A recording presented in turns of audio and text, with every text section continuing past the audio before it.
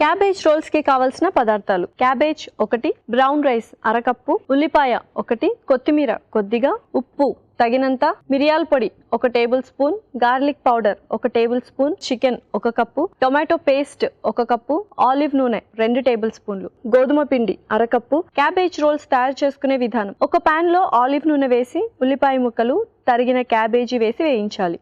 దీనిలో tomato paste, మిరియాల పొడి, గార్లిక్ పౌడర్, ఉప్పు, ఉడికించిన చికెన్ వేసి వేగనివ్వాలి. తర్వాత ఉడికించిన బ్రౌన్ రైస్, కొత్తిమీర వేసి బాగా కలుపుకోవాలి. ఒక బౌల్లో గోధుమ పిండి, ఉప్పు, తగినన్ని నీళ్లు పోసి ముద్దలా కలుపుకోవాలి. ఈ మిశ్రమాన్ని కొంచెం కొంచెం తీసుకొని చపాతీలా ఒత్తుకోవాలి.